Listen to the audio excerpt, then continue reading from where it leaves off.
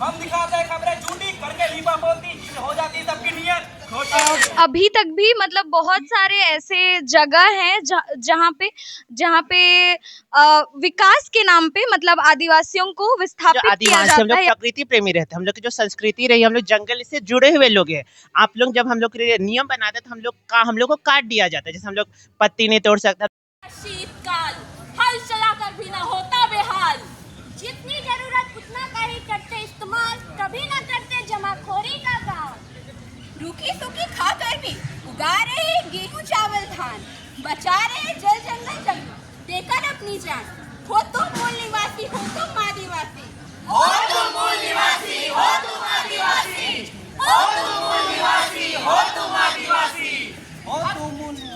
अगर आदिवासी किसान समाज में इतने महत्वपूर्ण है तो समाज में इनकी इज्जत इतनी कम क्यों है? क्यों है? क्यों है? आखिर क्यों?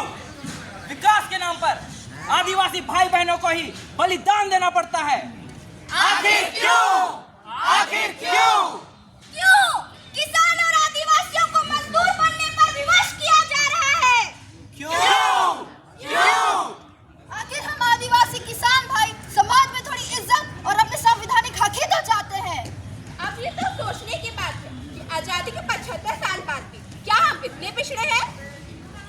सरकार ने इतनी नीतियां बनाई, आरक्षण दिया, विकास नहीं हुआ क्या?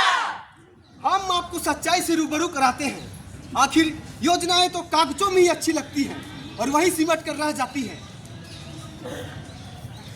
ये तो अच्छा है, जंगलों पर कोई गैर कानूनी काम ना हो, इसलिए उस पर सरकार ने वन अधिनियम लागू कर दिया। इसकी सच्चाई मैं बताता हूँ, ये सच्चाई नहीं है। कानून ने वन अधिनियम लागू कर हमें जंगल से काट दिया है।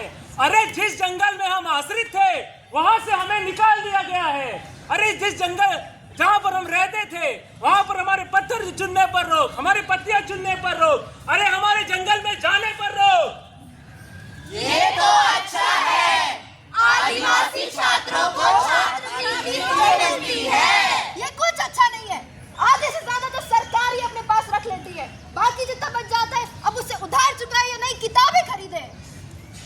ये तो अच्छा है, सरकार गांव की जमीनों को चिन्हित कर रही है और उस पर गांव के विकास के लिए संस्थान कार्य किए जाएंगे। ये क्या ही अच्छा है, सरकार हमारी सारी जमीनों को चिन्हित कर उसे लैंड बैंक में डाल दे रही है। अब आप बताओ, ये नदियाँ, ये पहाड़, ये टोंगरी, ये झरने किसी एक की थोड़े ही है। ऐसे में हम कहाँ जाएंगे? अपने पशुओं को कहाँ चराएंगे?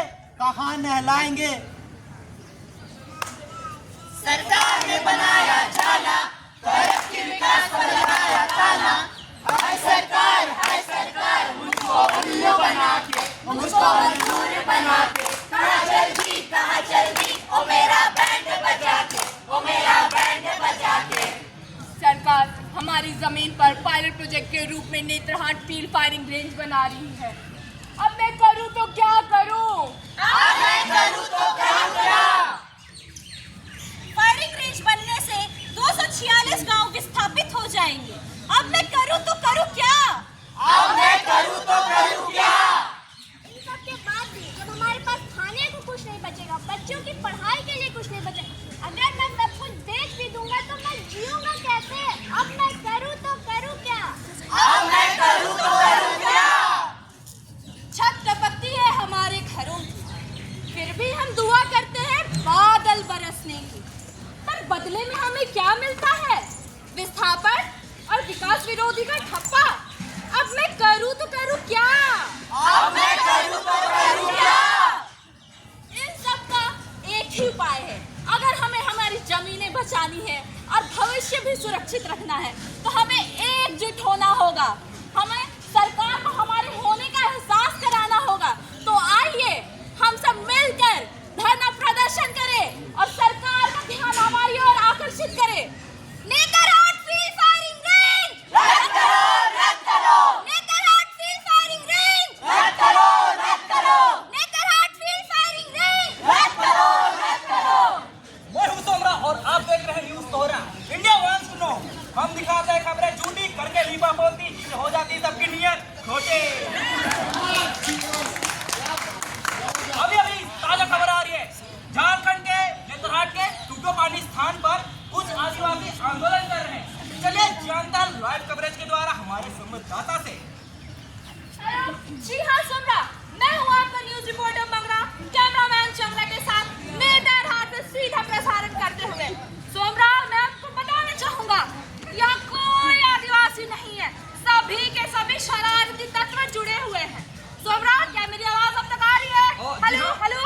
जी हाँ। सुन पा रहे हैं? हेलो सुन रहा मैं हमारे न्यूज चैनल के माध्यम से आपको बताना चाहूंगा, ये सभी के सभी अर्बन नक्सल्स है और ये सामाजिक शांति भंग कर हैं।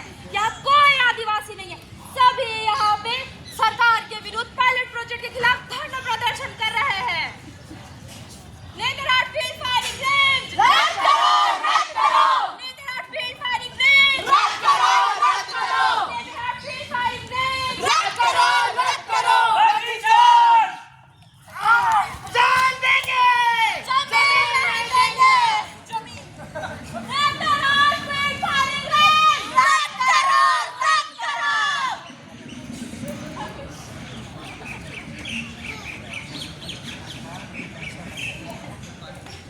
हंगामा खड़ा करना हमारा मकसद नहीं, हमारी कोशिश है कि सीनत बदलनी चाहिए।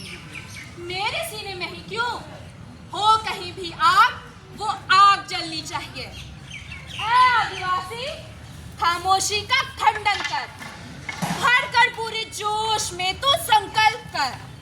विचारों में बदलाव होगा सवेरा, तू विश्वास कर, तू विश्वास कर, तू विश्वास कर, तू विश्वास कर।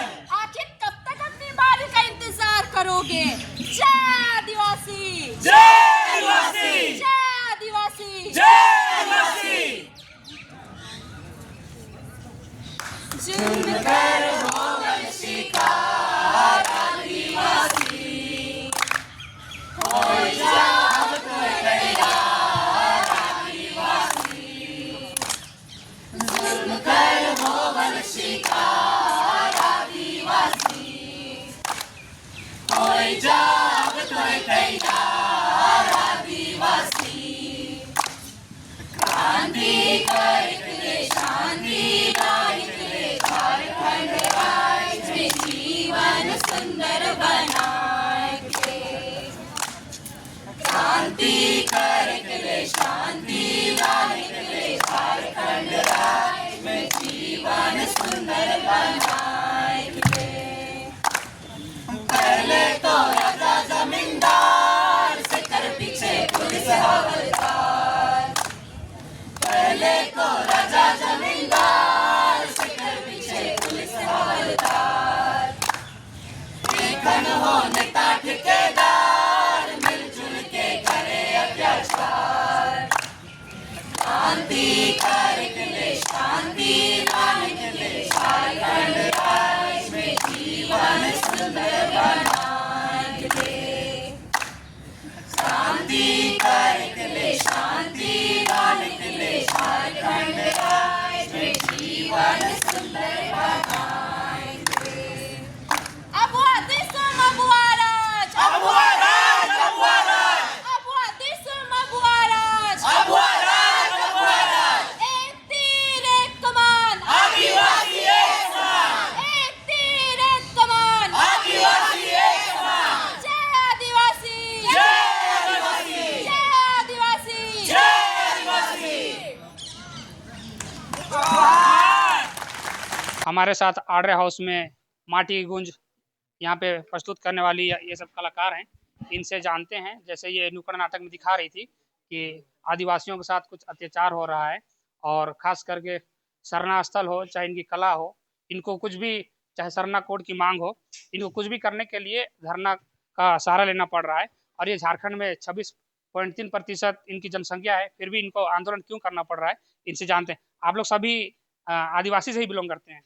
जी हाँ। तो आप लोग बताइए कि आदिवासी झारखंड का मूल निवासी होने के बावजूद आंदोलन क्यों करना पड़ रहा है? जैसे आप लोग नुक्कड़ में दिखा रहे थे कि आंदोलन करना ही पड़ रहा है, सरकार से अपनी मांगों को लेके आप लोग मुखर हो रहे हैं, आंदोलन के माध्यम से क्यों करना पड़ रहा है? अभी तक भी मतलब बहुत सारे ऐसे जगह हैं जहाँ पे विकास के नाम पे मतलब आदिवासियों को विस्थापित किया जाता है या फिर विस्थापित होने के लिए मतलब उन पर दबाव डाला जाता है। तो अभी भी ये हम लोग बोल रहे हैं कि हम लोग मूल निवासी हैं, लेकिन भी हम लोग मूल निवासी हैं और हमें अपने जगह को छोड़ने के लिए मजबूर किया जाता है। तो इसके लिए हम लोग को धरना प्रदर्शन करने का जरूरत है, अपना एकता दिखाने का जरूरत है कि हम लोग हैं झारखंड के मूल निवासी, इस देश के मूल निवासी, और हम लोग अपने जमीन के लिए मतलब एक साथ रह के लड़ेंगे उसके लिए। आप लोग जो नुक्कड़ नाटक दिखा रहे थे उसका मेन मोटो क्या था? उसका मेन मोटो यही था, हम लोग उसमें बहुत सारा पार्ट्स दिखाए जो जिसका शीर्षक था आदिवासी किसान। तो सबसे पहले हमने किसान के बारे में दिखाया कि किसान कैसे पूरे देश के लिए मतलब वो महत्वपूर्ण एक हिस्सा है। मतलब किसान जो है वही एक महान पुरुष है जो सबसे बड़ी जरूरत भूख को मिटाते हैं, और उन्हें ही मतलब उनके जमीन से हटा दिया जा रहा है। हम लोग खेती करते हैं, हम लोग का मुख्य पेशा आदिवासियों का कृषि है। तो अच्छा, जो आदिवासी हैं इनको विकास के नाम पे सरकार ठग रही है क्या? जी हाँ, बिल्कुल ठग रहा है। कैसे? जैसे आप लोग बोले कि सरकार कानून बना रही है, जंगल से आप लोग का नुक्कड़ नाटक में दिखाया गया कि सरकार कानून बना के जैसे आदिवासी हैं उनको जंगल से बाहर कर दे रही है, तो इसमें क्या सच्चाई है?